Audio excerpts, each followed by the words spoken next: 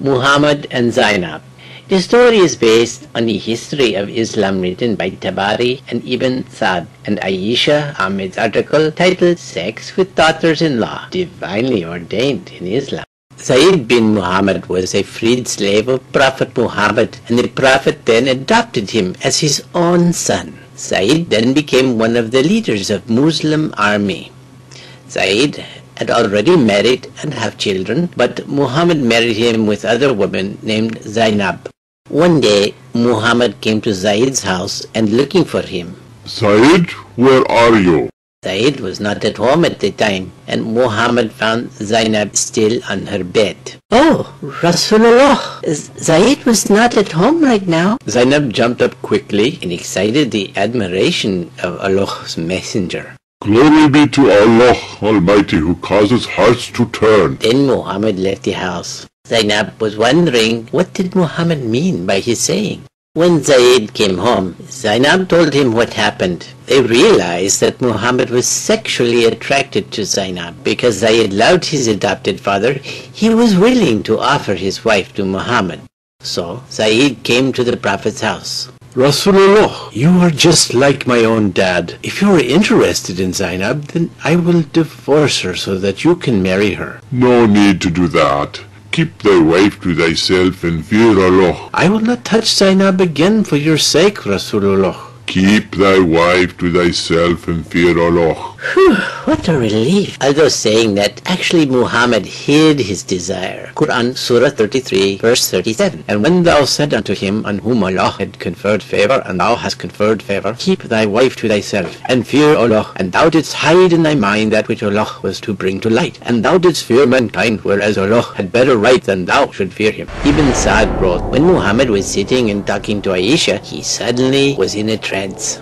After that, he smiled and said, Who will go to Zainab to bring her the glad tidings that God from above gave her to me in marriage? I feel that your Lord hastens in fulfilling your wishes and desires. To make a long story short, Zainab was in Muhammad's bed within a few days. Quran, Surah 33, verse 37. So when Zayd had performed the necessary formality of divorce from her, we gave her unto thee in marriage, so that henceforth there may be no sin for believers in respect of wives of their adopted sons, when the latter have performed the necessary formality of release from them. The commandment of Allah must be fulfilled. In Arab culture, a daughter-in-law was like one's own daughter, irrespective of whether the son was biological or adopted. The news that the Prophet violated his own beloved son's wife enraged Madinans. They confronted him. Rasulullah, open the door!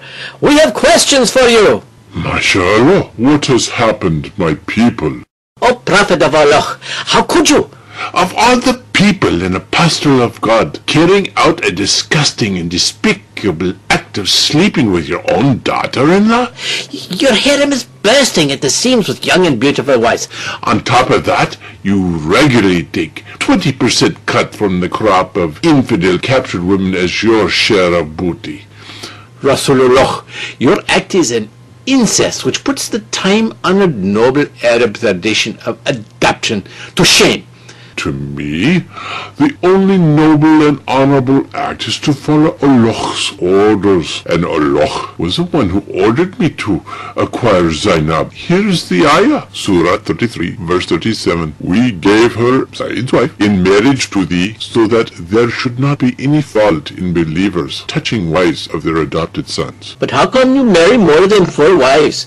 Wouldn't that still be called adultery? Oh, not at all, because I am allowed to have sex with my first cousins without marriage, and Zainab is the daughter of my aunt. Here's the ayah, Surah 33, verse 50. O Prophet, we have made lawful for thee the daughters of thy uncles paternal and aunts paternal, thy uncles maternal and aunts maternal, who have emigrated with thee. Prophet, are you sure that Surah 33, verse 50 was not brought to you by Satan, like he brought to you the satanic ayahs in Mecca? Oh, I don't get tricked by Satan anymore. I am dead sure that Jibreel brought it to me. Rasulullah, there is another matter which we like to discuss with you. We are told that you have been sleeping with Muslims after you sent us on jihad to far-off places. Is that true? Oh, yes, it is. Believing women offer themselves to me in the hope of salvation and special favors from Allah in the hereafter, and Allah has allowed me to fulfill the request by Surah 33, Ayah 50. And also allowed is any woman believer if she gives herself to the Prophet and if the Prophet desires her to have sex.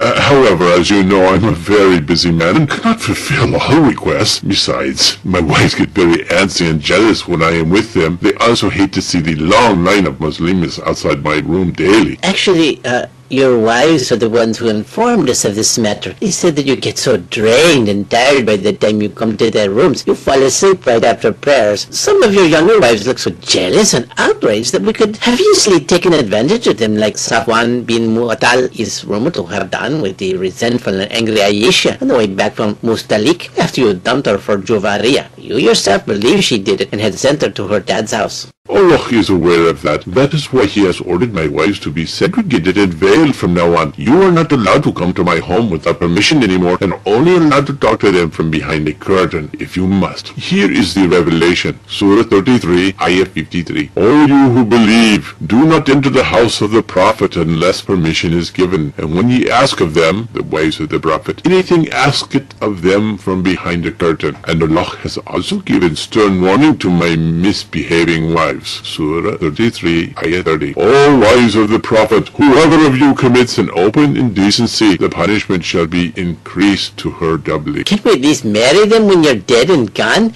Because poor girls look so young and unfulfilled while you're old and ready to kick the bucket. No way. Nobody should touch them even after I'm gone. Why not? You do it. Because Allah said so. Surah 33, verse 53. And ye must not marry his wives after him forever. This would be a grave offense to God. Oh, forget about your wives.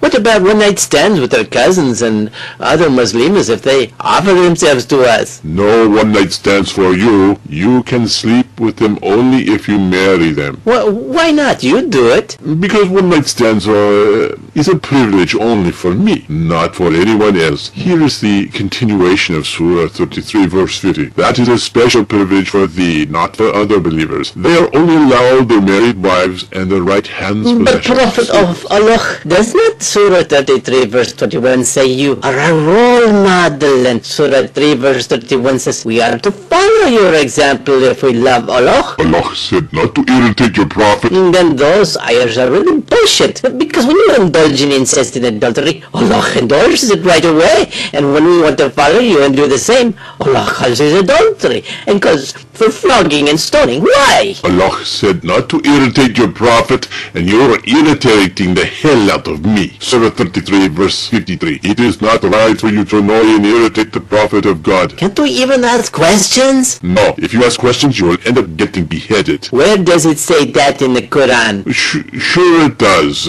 Surah 5 verses 101, 102 says, don't ask questions. You lose faith by asking questions.